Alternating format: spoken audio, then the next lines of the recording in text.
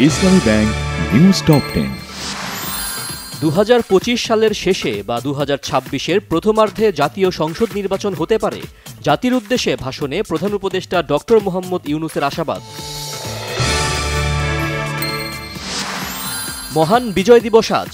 জাতীয় স্মৃতিসৌধে বীর শহীদদের প্রতি রাষ্ট্রপতি, প্রধান উপদেষ্টা ও পূর্ব তিমুরের প্রেসিডেন্ট সহ সর্বস্তরের মানুষের শ্রদ্ধা। 1971 সালে বিজয় এলেও পূর্ণতা পেয়েছে 2024 সালে, বলেছেন তথ্য ও সম্প্রচার উপদেষ্টা নাহিদ ইসলাম। মহান বিজয় দিবসে সাভারের জাতীয় স্মৃতিসৌধে সকালে শ্রদ্ধা নিবেদন করতে গিয়ে অসুস্থ হয়ে পড়েন বিএনপি মহাসচিব মির্জা ফখরুল ইসলাম আলমগীর। সাভারে সম্মিলিত সামরিক হাসপাতালে অনেকটা সুস্থ হয়ে উঠেছেন তিনি।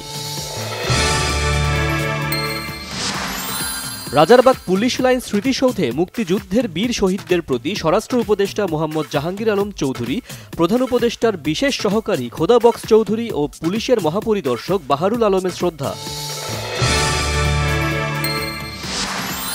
ঢাকা সিলেট মহাসড়কের ভৈরবের জগন্নাথপুর ব্রহ্মপুত্র ব্রিজে কাভার্ড ভ্যানের ধাক্কায় অটো রিকশার চালক ও 3 নারী যাত্রীসহ 5 জন নিহত। উত্তরাঞ্চলে চলছে শীতের দাপট, তবে মৃদু শৈত্যপ্রবাহের পর গত কয়েকদিনের তুলনায় তাপমাত্রা বেড়েছে কিছু কিছু জায়গায়। সকাল 9টায় চুয়াডাঙ্গায় সর্বনিম্ন তাপমাত্রা ছিল 10.7 ডিগ্রি সেলসিয়াস। সিরিয়ার গোলান মালভূমিতে বসতি সম্প্রসারণের ঘোষণা ইসরায়েলের প্রধানমন্ত্রী বেনিয়ামিন নেতানিয়াহুর। গাজায় ইসরায়েলি হামলায় আল জাজিরার সাংবাদিক সহ 69 জন নিহত। কিংসটাউনে সিরিজের প্রথম টি-20তে ওয়েস্ট ইন্ডিজকে 7 রানে হারালো বাংলাদেশ। 3 ম্যাচ সিরিজে এগিয়ে গেল 1-0-তে। শেষ 2 মিনিটের গোলে ইংলিশ প্রিমিয়ার লিগে ম্যান সিটিকে হারালো ম্যান ইউ।